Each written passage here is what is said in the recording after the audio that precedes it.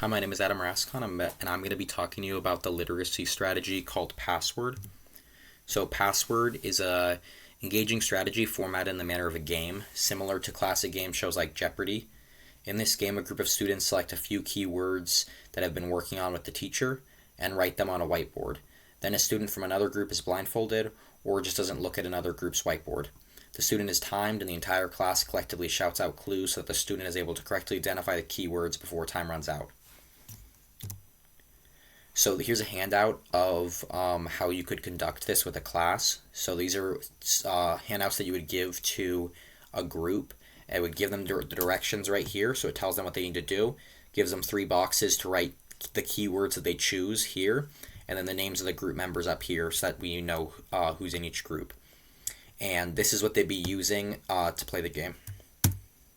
So some important tips. You can make this into a competition between teams. You just need to modify the game so that clues are only given from a student's team members. And basically that one student wouldn't be part of the decision process for picking keywords. He or she would just be basically in charge of trying to guess what keywords, or try to guess the keywords based on the clues his team gives him. You can make sure students are properly educated on all the keywords before doing the strategy. This is important so that they're properly coached on these keywords. You can also use this across many subjects. So keywords for math can be probability, functions, and trigonometry. Social science could be colonialism, civil rights movement. PE could be cardio, Pilates, and motor skills. And then also just remind students of volume expectations before doing the strategy because it can get rowdy with this game.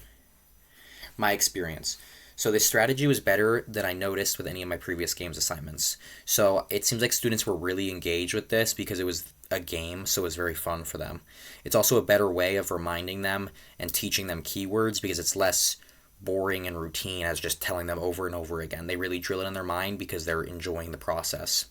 I also learned that it's very important to have a game plan to manage volume because the game can get very rowdy. So don't try to take away from their fun, let them get rowdy with it, but just if there's a moment where the volume is getting uncontrollable and it's haltering the lesson and it's haltering the game, then just, have a game plan in mind for reminding them that we're not going to be able to finish the game if we don't keep our volume in check.